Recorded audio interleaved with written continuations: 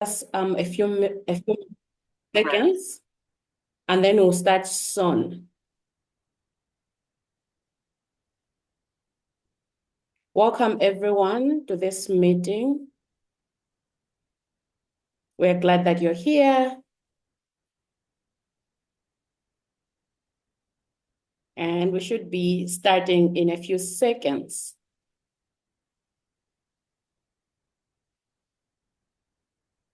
All right, I guess we can start. So thank you so much, everyone, for joining us today. We are really glad that you've made a decision to attend this webinar today. We had another West Core in the morning, East Core in the morning, and this is our second one. So it's still the same content.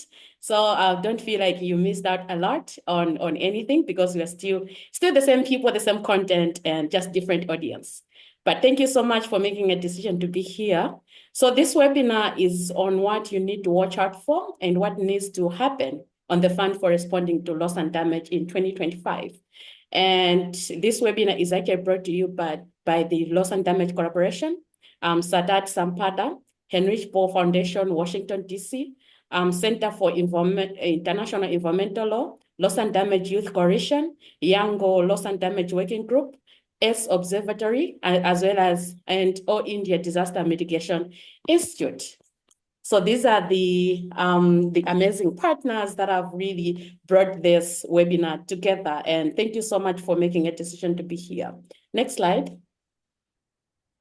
So in this session, we have like 5 parts that we are going to share with you all today. The first part is looking at what has been achieved by the fund to date. And the second part will look into what will happen in 2025 on the fund, and as in what do we need to see. And the third part will focus on what will happen at the 5th board meeting, like what are the key issues that we need to focus on. And then 4th part will look into what will happen at the high-level dialogue, and then what can you do as in our call to action. And then we'll also have enough time for questions and answers. So please, if you have questions, just be there, and we'll have like a section where you can come in and ask questions to our amazing speakers today. Next slide. Just a few house rules before we start. So we have, we've enabled the closed captions, so you should be able to see some captions on your screen, and they're in English, unfortunately.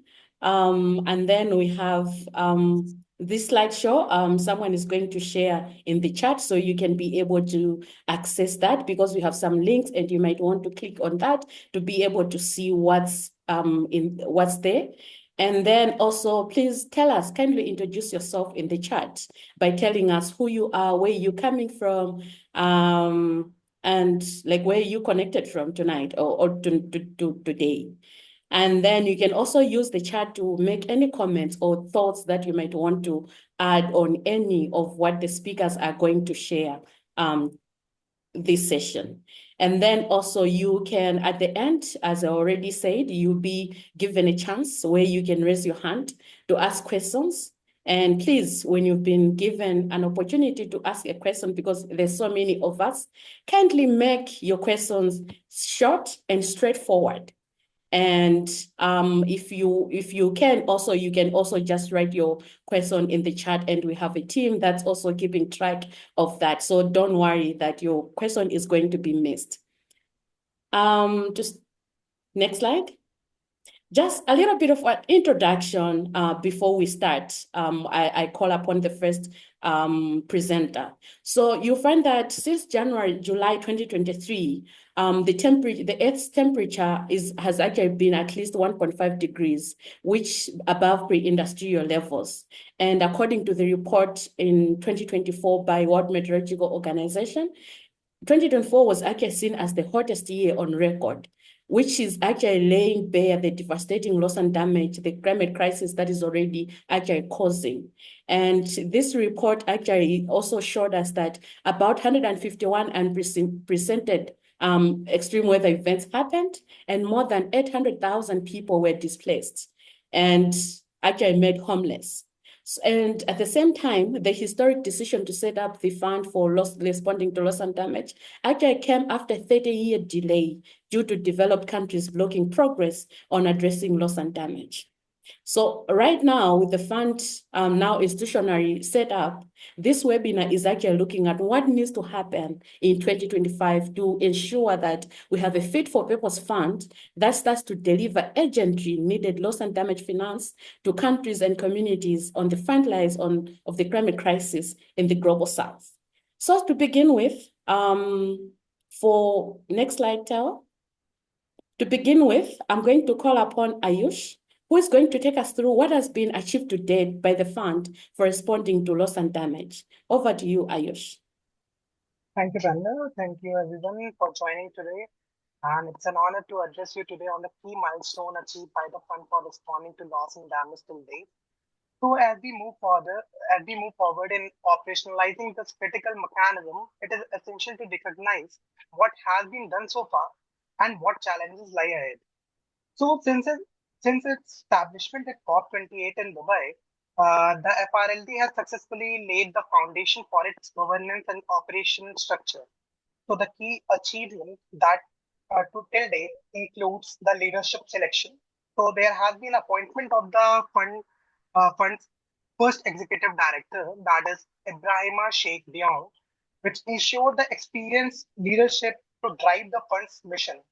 So there has been the host country selection, which is the Philippines, which has been chosen as the official host country for the board, reinforcing the equitable global representation. So there has been interim hosting arrangement. So the World Bank has been confirmed as the interim host, meeting all the necessary conditions that are outlined in the COP28 CMA 5 decision, thereby initiating a 4-year transitional period until COP33.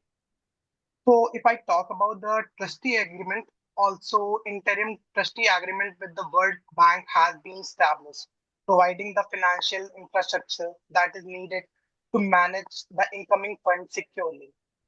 So if I talk about the funding that has been received so far by the developed countries and other private organizations, so we have received the funding of 765.59 million US dollar that has been pledged so far till date, and of this only 469.42 million US dollar has been converted into the signed contribution agreement, with only 261.76 million US dollars actually paid into the FRLD trust fund so far.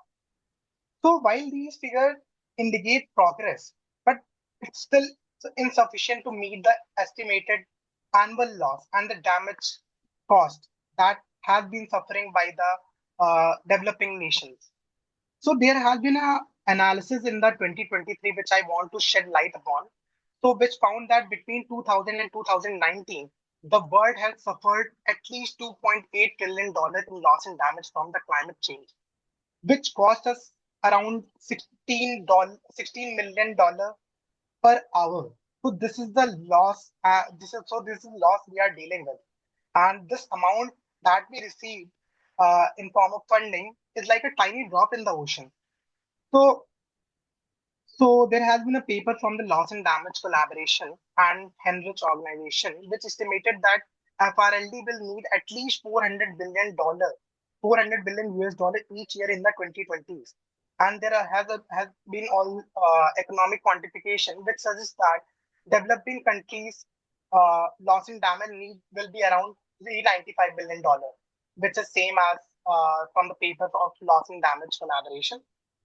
So there has been more progress. So in order to ensure the efficient operation, the FRLD board has established key policies and governance mechanism, which includes additional rule of procedure, basically structuring the board meeting, including format, frequency, and document release policies. So if I talk about the travel policy, they have been providing the financial support for the developing countries board member, alternates, and advisor to facilitate their inclusive participation. So if I talk about the observer participation procedure, so they have been implementing the interim measures which allow UNFCCC observer constituencies to engage as the active participants. And if I talk about the accreditation approach, they have been streamlining the accreditation for the observer organization, including the UNFCCC and multilateral climate funds. So there has been constant priority given to the civil society engagement, which ensure that structured dialogue with the civil society organization representative at each board meeting. So there has been a transition plan and budget which established as a roadmap for transitioning from the interim secretariat to the independent FRLD secretariat by mid 2025. And there have also been 2 year startup phase, 2025 to 2026, which lays down the groundwork for the funds full operationalization by 2027. So the achievement of the FRLD till date marks significant progress in institutionalizing the mechanism which is dedicated to the addressing climate-induced loss and damage. However, the work is far from complete. So as we move forward, we must scale up the financial commitment, strengthen the governance, and ensure that FRLD delivers the support to the most vulnerable communities that are in need of these funds. So, ending with the statement of the Nelson Mandela, it always seemed impossible until it's done. So, the challenge before us is very great, but our resolve must be greater. So, together we can turn the commitment into the actions and action into the impact. Thank you so much. Handing over to Harjeet.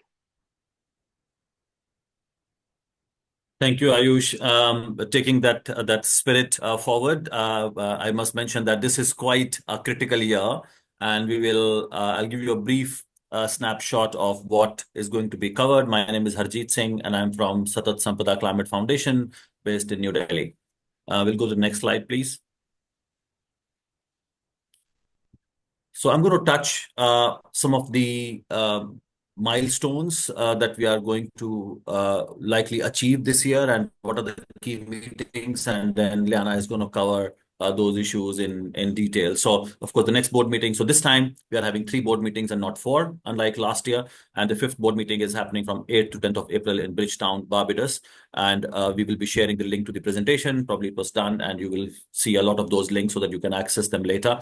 And the 6th board meeting is going to happen in July in Manila, Philippines, and as we've already shared, Philippines happens to be the legal host. So there are now 2 meetings in Manila, and the next one is going to be from 8th to 10th October in Manila again. And then there's going to be a high-level dialogue on coordination complementarity. Many of you who have been engaged with the loss and damage conversation know that we talk about a loss and damage fund and funding arrangements. So this meeting is going to have a focus much more on the funding arrangements. We're saying 23rd of April to TBC. We are hearing it's going to be 25th of April. There has been a lot of back and forth, and we are hopefully going to hear about the final date. It's likely going to be in the first half DC time. And so a number of decisions that are going to happen this year, starting with the startup phase of this fund. And at B5, there is going to be further discussion. Again, I'll let Liane cover some of those aspects. Aayush did very briefly talked about that how the active observer policy has not been finalized.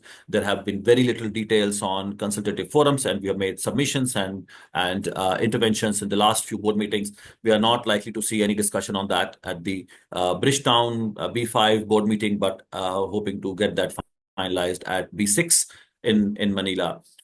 In parallel, there are also discussions happening on the operational modalities, particularly on access overall, whether it's for countries, be it part of direct budgetary support, or for communities and the number of financial instruments. There was a presentation made by the executive director who touched upon many of these areas. Again, at B5, there is going to be some conversation on the instrument, but more of the conversation at B6 and B7. But for us as civil society, this is quite an important issue, particularly on the community access. And we'll briefly touch upon what we are going to do in the coming board meetings. Another aspect which is not going to come up at the upcoming board meeting, but an absolutely important agenda is resource mobilization strategy, which is likely to be finalized by B7. It's already late. no major work has started. We were waiting for, or the board was waiting for the secretariat to be set up, which is now done. So we are hoping that this is going to get a lot more momentum after the next board meeting. And then at COP30 in Belém, there is going to be a deliberation on the report. Of course, we would like to see the loss of damage agenda going way beyond what's being discussed at the fund level. We are looking at the funding arrangement, but also many of the agenda items that we would like to see, because there is also XCOM, there's also Santiago Network, and we are also going to see submissions coming to the Standing Committee on Finance, which is going to be due 10 weeks before COP, going to be another opportunity to talk about finance. Next slide, please.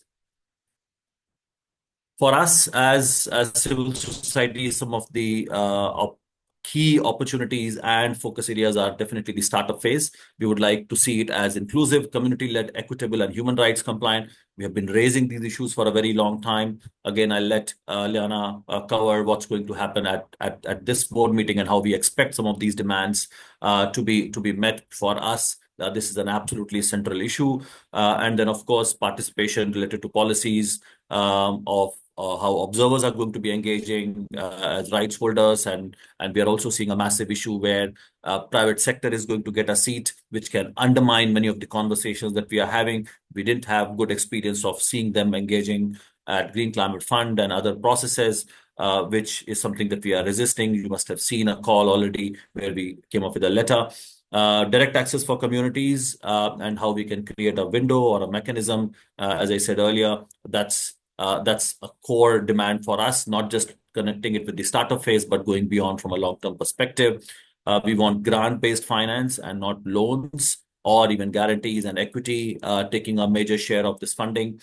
Another major challenge, we would like to see the fund really matching the scale of the need. We would like to see more pledges, not just turning the current pledges into contributions and paid in the fund so that people and communities and countries start receiving money. And something that I already talked about, the resource mobilization, which is a huge priority for us to make sure we match the scale. And I'm going to let Liane cover some of the issues now. So over to you, Liane. Yeah, thank you very much, Harjeet. So obviously we have the upcoming board meeting B5 in Bridgetown, Barbados next week. It's going to start on Tuesday, so the 8th to the 10th. The agenda is now out. It's a revised agenda for the FIPS meeting. There will be a webcast. Documents are starting to trickle in. At the moment, we only have the provisional agenda and the Secretariat's proposal for the startup phase here. But other key agenda items include, obviously, a status and an update on the status of the resources. The World Bank, as the trustee, will deliver a financial report that is going to go particularly on how many of the pledges are converted into paid-in contributions, really, really crucial, so that we have the money for the startup phase. The startup phase itself is going to be the key decisions that we are having at B5. I'll go into that in a little bit more details. Some of the other things that we are seeing are proposals from the co-chairs to discuss the possibility for voting. We have voting in the board as a possibility. What we are now getting more clarity on is basically, as voting is when decision-making by consensus cannot be achieved, the procedures for determining when all efforts at reaching consensus have been exhausted. We have seen an initial guidance coming from COP29 in Baku to the fund and to the board. This is part of its mandate and the arrangements of the fund being an operational entity under the financial mechanism of the UNFCCC and the Paris Agreement. So the board has to contend with some of the guidance, the first initial guidance that they have received from COP29 and the CMA 6. And then lastly, we have some guidelines for the participation of advisors in meeting. Just to say, this is a highly contentious issue. It's also of core importance for developing countries who have much less capacity than developed countries and are really core dependent on having advisors and the support of the advisors, including the possibility for advisors, for example, to come in instead of a board, developing country board member, or represent them in committee meetings. Next slide.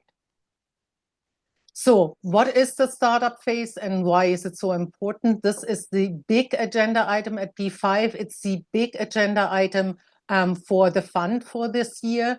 What it actually is going to be a deliberation on a proposal that is now online of the executive director of what the startup phase could be looking like. Needless to say that what the executive director proposes will not be adopted one-on-one like that. There are going to be core discussions, including potentially quite contentious discussions about what the startup phase should entail and what it should prioritize. What the startup phase is a 2-year testing and learning phase where we probably spend the first year, meaning 2025, on setting up some interim framework and procedures to then theoretically be able and have them done by COP30 so that funding could begin afterwards, meaning probably only in early 26. This means that they have to discuss interim modalities and setups that are fulfill what is the core promise, and not just of the startup period, but the long-term operational model, namely what a bottom-up country-owned programming would look like, what that should entail. For the startup phase, this is interim modalities for funding modalities, the financial instruments, if we should go or if they want to go further than grants, the access modalities, how we are looking at a direct access, international access, direct budget support, an interim resource allocation framework, which is going to be very, very highly fought over, which is exactly the question of how do you balance the extreme vulnerability that you have across developing countries with some of the special needs that countries like SIDS, LDCs, but also fragile and conflict affected states up, and then how you actually, because it's a learning and testing phase, come to some early results measurement and simplified operational model with which you then can go in the long-term operational model. Particularly important will be to try to figure out how to simplify an approach to bring in implementation partners, particularly if you want to bring in quote unquote, not the usual suspects of implementation partners, but particularly also community-based organizations and others that we would want to see as implementation partners. And then core, and this is why this is going to be a very contentious discussion, most likely at B5, is while the board in its decision to have a startup phase at B4 said that it's not supposed to set a precedent. Of course, in a way it will, because it will set the vision and it will determine what the board collectively sees as the priority of the fund for that early stage. Next slide. So what do we as civil society, and it's important to say this is cross-constituency that we are working on that as civil society, what do we want to say in the startup phase? So we need to see a broad scope of the early interventions that actually goes through the entire gamut of addressing loss and damage, rapid onset, ex-ante, post-event, slow onset events, economic and non-economic. So we don't want to see that there is an artificial narrowing of the scope that could then have implications for the scope of the long-term operational model. We also need to obviously have iterative and inclusive stakeholder engagement in the development of those interim modalities and systems. That means sharing draft papers, listening for input, and then actually taking some of the feedback that is coming from coordinated civil society into account.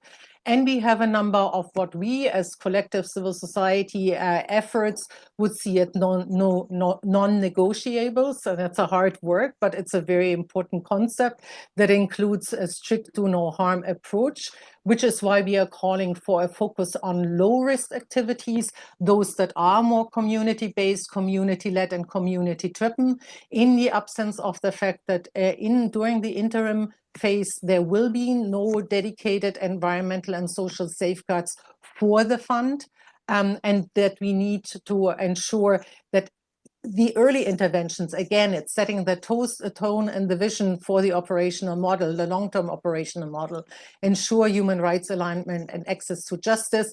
Community access, as we said, must be anchored. We must make sure that it's not only possible to put that up as a pilot program on fund level during the startup interventions, but also through other funding modalities like direct budget support and programmatic approaches that we know will go forward. And we need to insist on grants only for early intervention, including small grant disbursement directly to communities. I don't know if you have another slide on this one or whether that was it for the startup phase. Thank you. And I'm passing on to Theo, who is going to lead us through the high-level dialogue. Thank you so much, Liane, and thank you to others for your sections so far. So I'm going to quickly go over what the high-level dialogue is, following on from what Harjeet's already said. So the fund is going to convene the high-level dialogue alongside the United Nations Secretary General, and it's going to happen, like Harjeet says, on the margins of the IMF World Bank spring meetings. Yet we still don't know when that might be. The objectives of the dialogue really are to facilitate an exchange of relevant knowledge and information and between the entities that make up the funding arrangements, and also to strengthen capacity and synergies to enhance integration of measures to respond to loss and damage across sources, funds, processes under and outside of the Convention and the Paris Agreement. It's also intended to promote the exchange of country and community experiences and undertaking action to respond to loss and damage, identify priority gaps and new opportunities for cooperation, coordination, and complementarity. And importantly, the outcome of the dialogue is to develop a set of recommendations on scaling up and enhancing existing as well as initiating new funding arrangements for responding to loss and damage. Like Harjeet's hinted at, we don't actually know very much about what's going to happen in the dialogue itself. We have a save the date from the Fund for Responding to Loss and Damage, which came out by LinkedIn for the 23rd. But we don't know how the dialogue itself is going to operate and how the invited participants are going to take part. We do know that there will be no more than 30 high-level representatives, of which the Annex 2 of the decision operationalizing the fund lists a large amount of those participants, including the fund itself, the World Banks, the IMF, UN agencies, other climate funds, including the Adaptation Fund, Green Climate Fund, etc. And critically, we also know that both other loss and damage entities under the UNFCCC and Paris Agreement are going to be there as well. So the Executive Committee of the Warsaw International Mechanism for Loss and Damage and the Santiago Network. But perhaps most importantly for this group, we do know that civil society, indigenous peoples are going to be invited as well. But the question is how, and given that it's a very short amount of time, how they will be able to meaningfully engage is still unknown.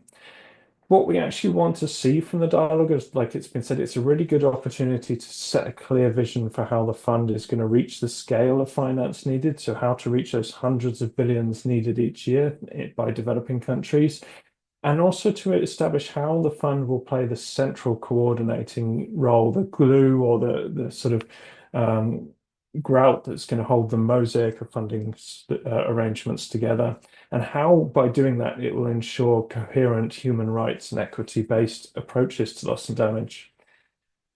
It should also provide recommendations on enhancing coordination and complementarity across the funding arrangements. And this is particularly relevant in light of the fact that we will see the continuation of the third review of the Warsaw International Mechanism for Loss and Damage. Now, this is the first review since the establishment of the fund and the operationalization of the fund and also the Santiago Network.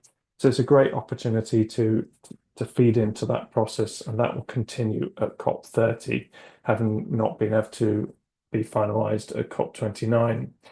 And importantly, we see this as an important space to guide other loss and damage actors to ensure that complementarity and additionality of their efforts, in addition to the fund's central financing provisions. So including by making those recommendations on on criteria of what actually should be counted on as loss and damage finance to ensure that this is additional to, say, adaptation finance, humanitarian, or other development flows.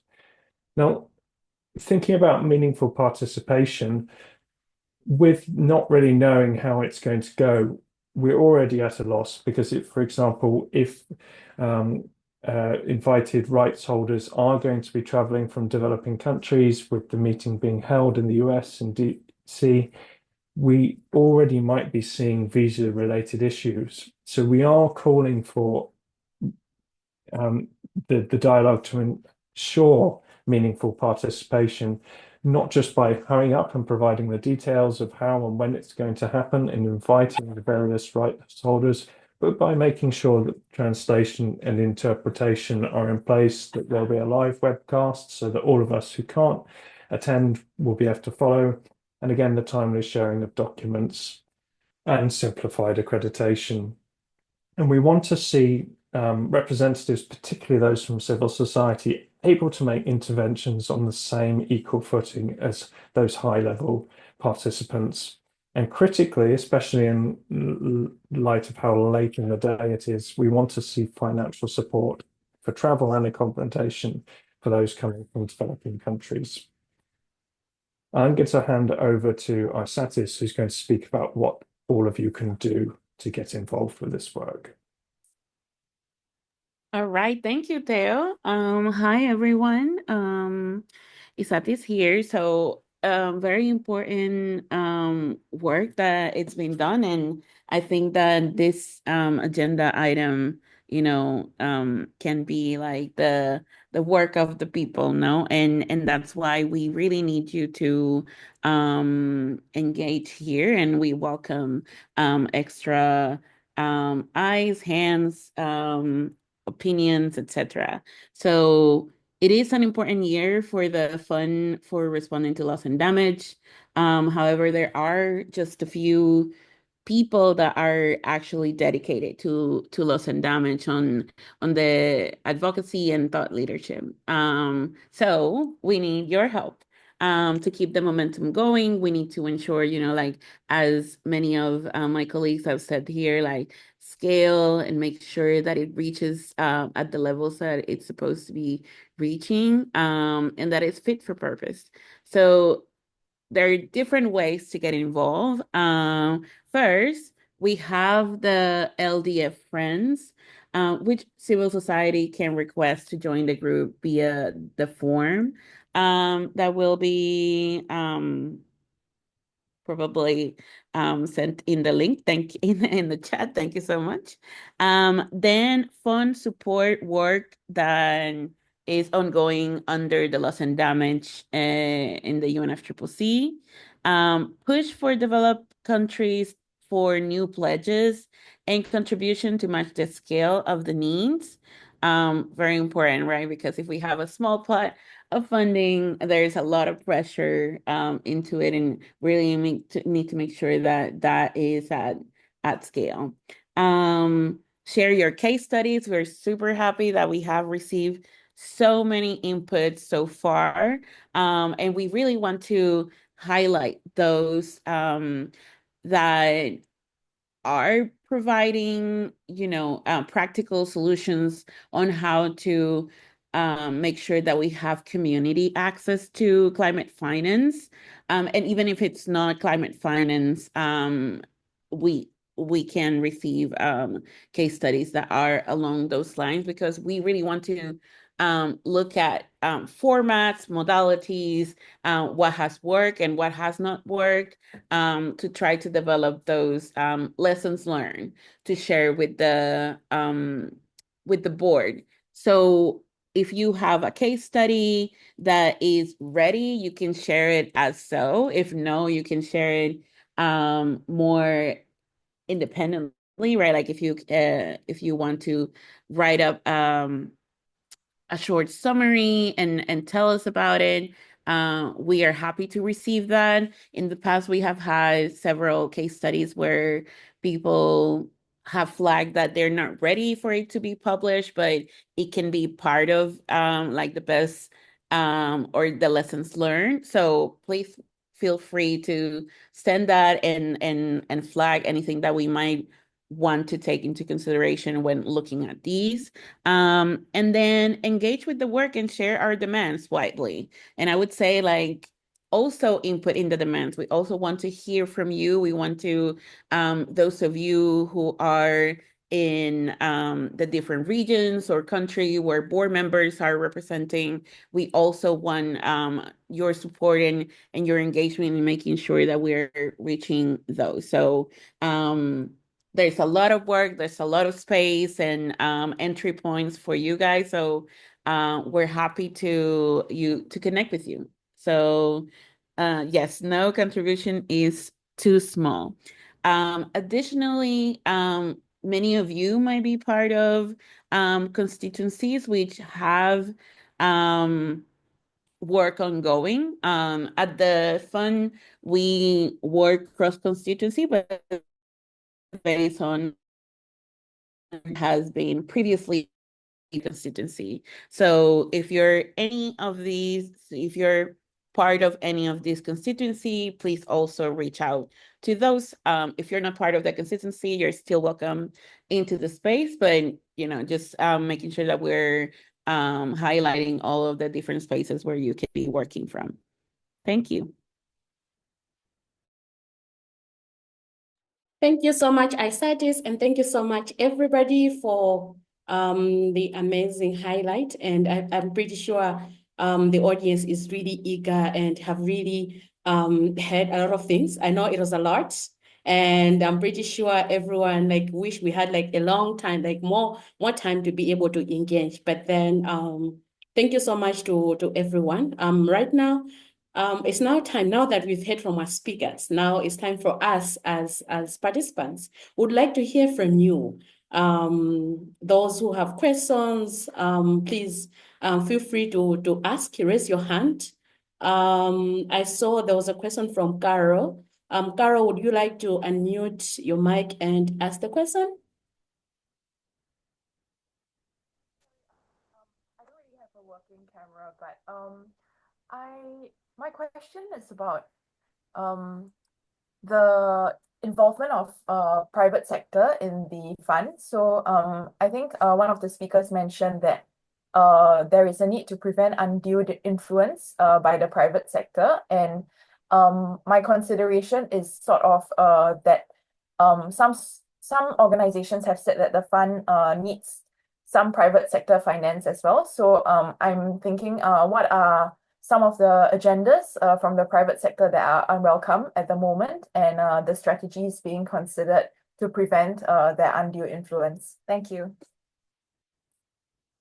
Thank you so much, Carol, for the question. Harjeet, would you like to quickly comment on that before we take another question? I can and would invite Liane and others to also come in. So there's a long history of private sector really trying to influence these negotiations. Just to give you a sense, in the transitional committee meetings, like 5 meetings in 2023 and then 4 board meetings last year, we've not seen them participating actively. And suddenly their request has popped up that they're going to get a seat as private sector.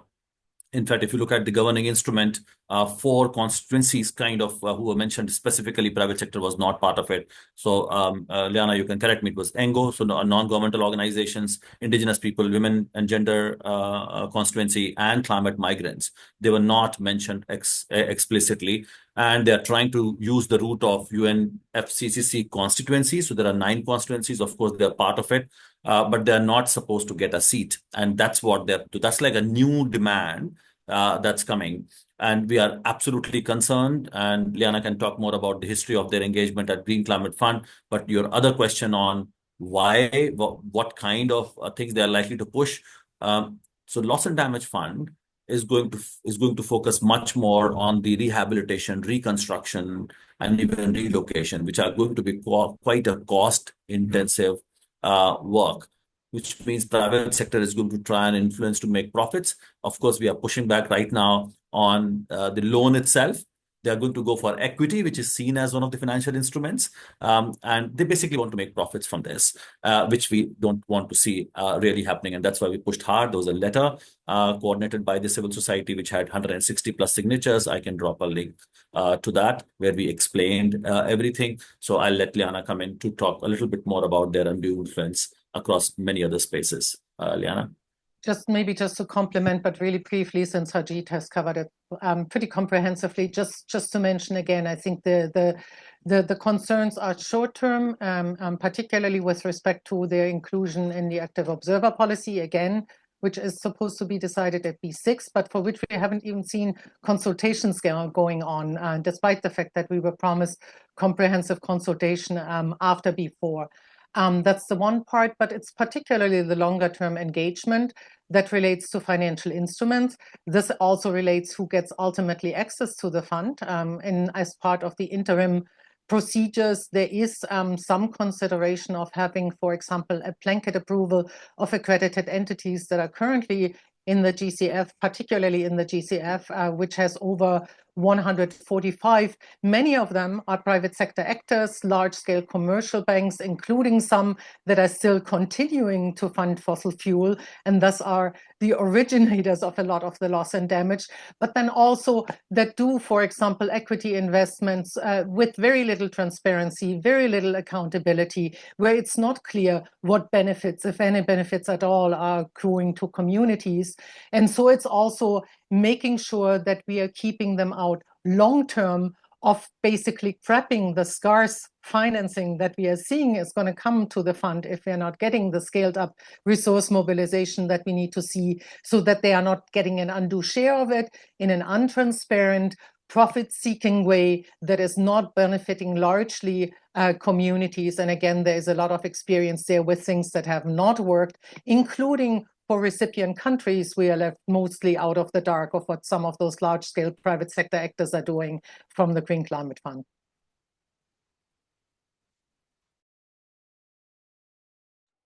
Thank you so much, Harjeet and Liane.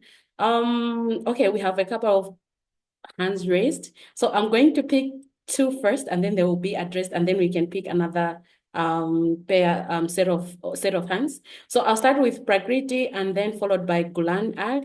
So Prakriti, once you ask your question, Gulan, you can come in. Thank you very much.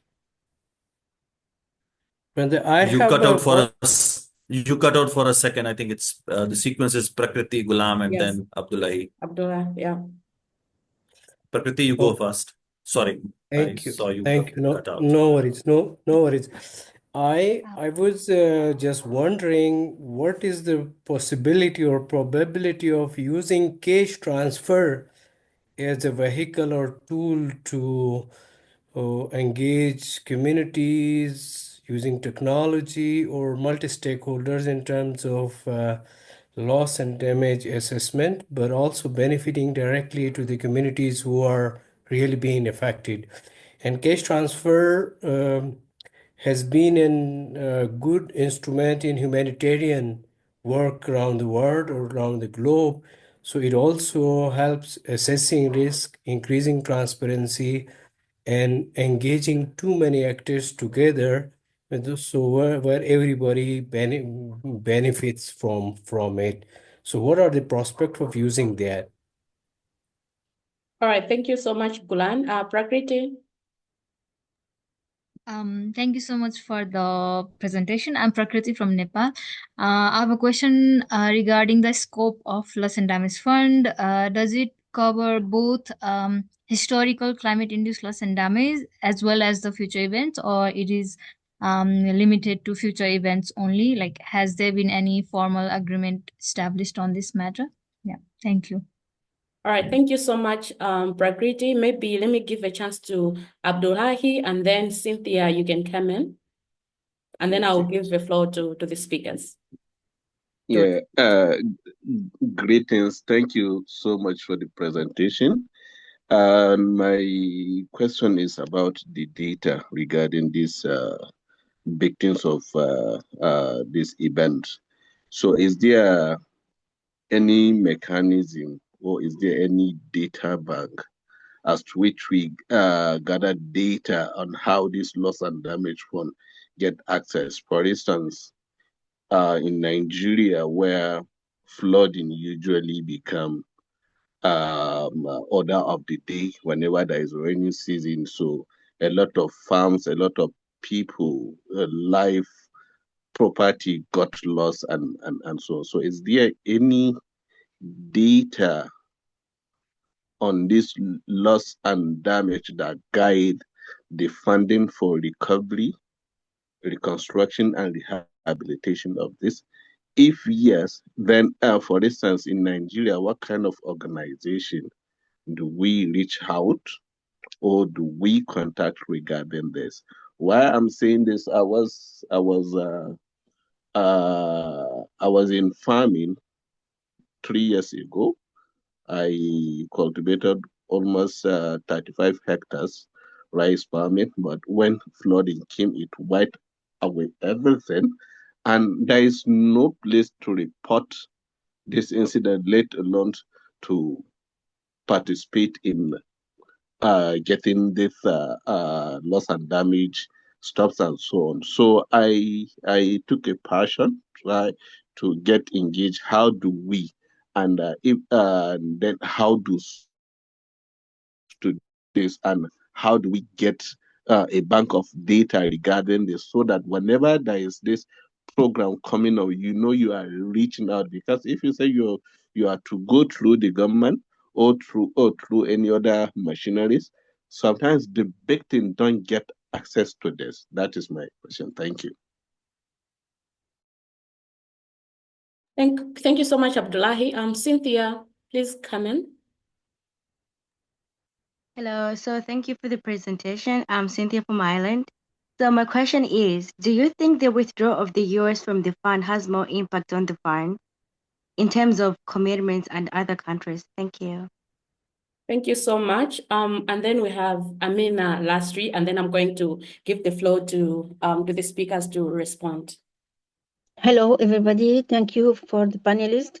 I want just to highlight the situation of indigenous people, because we are not recognized as stakeholders, and to participate, and even for the loss and damage from our perspective is not taken in concern by the state, and we have no relation with the private sector because they are dealing directly with government. So how can we use all the mechanism, and how can we participate if our right to take a decision, or to have our perspectives, or to know our priorities are taken in concern? Thank you. Thank you so much, Amina, and thank you so much, everyone, for the questions. So I'm going to give the floor to the speakers so that they can respond. Liane, would you like to come in first? You can pick which question you'd like to. Yeah, thank you very much.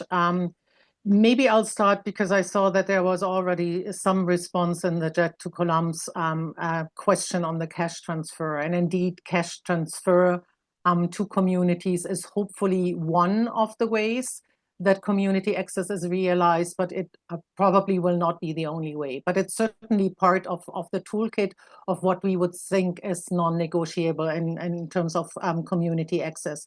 Maybe on Prakriti's question on the scope on loss and damage fund, whether that's going to go to future events or only or historical. I would assume, given the scale of the funding, that the fund at the moment will be largely forward-looking, other than taking into account, experiences that is backward-looking. There is simply not enough money in the bank or in the trust fund to actually go backward and look at, for example, damages that have occurred a couple of years ago. There was also a question from Prama in the chat on how civil societies can get involved in the fund. Again, Isatis has pointed out a couple of ways of how civil society is organizing to share information, to allow for input, through a listserv that we have, through a signal group, through obviously information sharing that we have. And then there will be an opportunity for broader civil society to select active observers once the active observer policy that we expect at P6 to be finalized is finalized. That then also goes to the question of Amina. There is going to be a representation for indigenous peoples who will have an active observer or an active observer and an alternate, as we are hoping for and pushing for in the Fund for Responding to Loss and Damage. However, what the fund most likely will not have, again, this goes through the discourse that we had about safeguards, environmental and social safeguards, human rights compliance, is so far we don't see that the fund is necessarily working on setting up its own indigenous peoples policy or its own gender policy. This is obviously something that we have to fight for, and particularly to ensure that indigenous communities that might not be recognized by some developing country governments can get access to the fund, which is also why we are looking to not just look at basically programmatic approaches for community access or direct budget support, knowing that some of this money will not trickle through to communities, but very much push for a fund-related program on community access, a window or a program that would allow some of those communities then to go directly to the fund. Thanks, Liana. I think we also have a question from Cynthia on the US withdrawal having an impact on the fund. Let me put Harjeet on the spotlight because I think there was also the same question in the morning. Would you like to comment? Sure. We love so much talking about the US, right? Okay. And we are going to see some more news in the next few hours. We are holding our breath, probably not. Okay. So on the US, of course, we all know that US committed $17.5 million, nowhere near their fair share. Thankfully, the previous administration did provide that money last year before the term was over. And they are not going to be on the board anymore. They've resigned. But at the same time, we don't want to see the US off the hook. US is the biggest fossil fuel producer right now and the historical emitter. But at this moment, of course, they're not going to be contributing to the fund, which is going to leave a big hole if you look at from a fair share perspective, but not a big one based on what they have done so far with the fund, the tiny amount that they committed. So I think we need to, yes, there's going to be a gap, but the work needs to happen much more on the outside now with the US civil society, with US fossil fuel producers to make sure that they are held to account. Let me stop here. Thank you so much, Harjeet. So we also have another one, I think the remaining one on the mechanism to gather data on loss and damage. Do we have a mechanism already? And if yes, how can they be able to access that? Anyone who would like to come? Aayush, Teo, Isatis, Liana, or any of the speakers would like to come in? I mean, data is a double-edged sword, to be quite honest. I mean, it's important to have data, but it should not, or the non-existence of data or the non-existence of comprehensive data should not be used as a hindrance to access, which is something that we, for example, have seen in the Green Climate Fund, where under the discussion on the climate rationale, particularly for local adaptation or adaptation projects where there was not enough data, that was basically then used on saying there is no data available. So you cannot prove your climate rationale, you cannot get access to funding. We wouldn't want to see something like that happening in the Loss and Damage Fund. That would be perverting basically what is supposed to compensation for harm done and allowing countries to basically rebuild for what they have already paid, and very often already paid in the form of loans, right? For which is also why it's so important to have grants. On the other side, it is of course important to have data and to generate data, including generate data through the funded interventions that we are seeing, hoping to see going forward. Right now, we don't have any funded intervention, but that should be a good practice of what is happening once the fund starts funding, that you actually help in collecting, including gender disaggregated and overall disaggregated data on some of the interventions, so that you have baseline and can actually showcase impact, and particularly with respect of what we want to see, namely that money goes and benefits directly affected communities. Thanks, Liane. So because of time, let me quickly ask 3 more questions from the chat. The first question I'm going to put Theo on the spotlight. There's a question from Ahmad asking, how can I get updated information about the current projects and how much are they? I think that was already mentioned by Aayush as how much has been pledged. And then there's another question from David asking, is there consideration for US-based philanthropic or giving institutions to contribute to the fund? Because many US giving foundations got their wealth from fossil fuels. And lastly, there's another question from Samir. He's asking, when will loss and damage applications open and when will they start receiving consideration for funding? So I think the first one, I'll put Tel on the spotlight, and then Harjeet, maybe you can come back on the US-based philanthropic institutions. And yeah, so. Thanks very much, Brenda, and I'll be really brief. So linked within the slides, if you follow the links, you're going to go to the official World Bank webpage where it's going to list what contributions there are, how much has been paid into the trust fund. And if you follow the other link on the pledges, it's going to take you to the UNFCCC webpage for the fund, where it lists the current pledges to the fund. And then, like Liane said, we're going to get a new status of resources presented by the World Bank during the 5th meeting, which will come both in presentation and document form during the meeting as well. Back to you, Brenda. Thank you, Harjeet. Yeah, so you're absolutely right, David. Of course, we should also tap philanthropic institutions. In fact, that connects very well with the high-level dialogue where the discussion is going to be on the funding arrangements. Of course, when the fund was being designed, it's going to be open to receive money from anybody. I think the question is that are we looking at philanthropic money coming from the US replacing the role of the government? Not at all.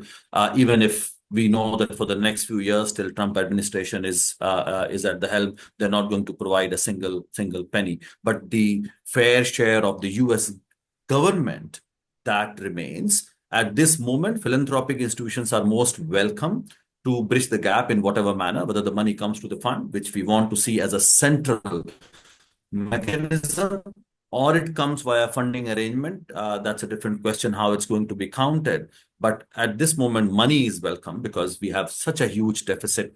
We saw those numbers. What we got is a drop in the ocean, as Aayush already shared, of several reports from the collaboration and HPS and so on. There's huge amount of money. We need hundreds of billions of dollars annually. So yes, I would say welcome, but that doesn't take away the responsibility and role of the US government. Thank you so much, Harjeet. So because of time, we are now on top of the hour. We really wish we could have like all the time to be able to answer each and every question, but we are going to provide written responses. Like the team has taken note of all the questions that have been asked, including during the morning session. So we should be able to provide written responses to some of the questions that have not been answered right now, and we'll be able to share when we're sharing the slides as well as the recording for this session. So don't worry, we have every person's email address. If you like, because you registered, we have every person's email address, and you should be able to share the slides and all the information that is necessary to be shared. Lastly, let me just ask the speakers if they have any last words that they would like to share. I see Harjeet is already ready. So please. I have a plea. I have a plea to make because I see that we can still use 20 seconds, and I'll give it to Liane quickly.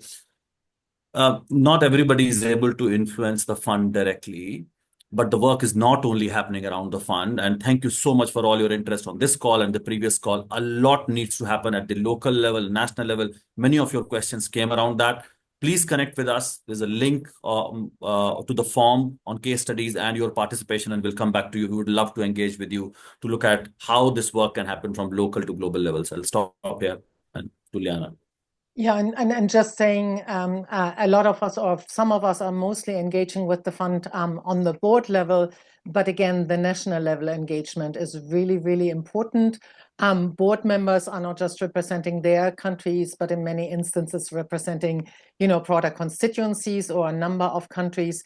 Find out who the board member might be that is, responsible either for your region or your country. They also need to hear from you. They don't just need to hear from the few, so far relatively few representatives that are in the board meetings, but they need to hear from colleagues in countries, both developed countries as contributor countries and developing countries as recipient countries on the ground. They need to hear that, push that interest, so that they are held accountable and are transparent of what they are discussing and why they are taking the positions that are taking within the boards. Thank you so much, Liane. Anyone else would like to quickly comment? No, from Teo, Aayush? Yeah. So thank you everyone for joining today's insightful discussion. So the conversation around the fund for responding to loss and damage is critical, and your engagement highlights the urgency of ensuring that these financial mechanisms are accessible, equitable, and truly serve the communities that are most affected by the climate change. So as we move forward, it is essential that we continue pushing for transparency, accountability, and the inclusivity in shaping this fund. So the voice of youth, frontline communities, and civil society organizations must remain at the center of these discussions to ensure that these finances for the loss and damage is not just a commitment on the paper, but a reality that drives into the meaningful action. So thank you everyone for joining. So all this from my side. Thank you so much, Aayushi. Isatis, would you like to say anything? No, thank you. Thank you everyone for joining. I think we really need to make progress in this and making sure that it stays on the agenda and that we are prioritizing loss and damage and making sure that community access is embedded across the board in the fund. So we appreciate your engagement both at the fund and at your national level. Thank you so much, Isatis. Really, really appreciate. And thank you so much, everyone, for joining today's call. We really appreciate. And we hope that this was insightful and you'll be able, it has really helped to bridge the gap that was there. And as we are following the board meeting next week, you should be able to have somewhere as a starting point in following the convening. So thank you so much, everyone, and enjoy your evening, your morning, and depending with where you're coming from. Thank you so much, and bye. Thank you, Brenda. Thank you, everybody.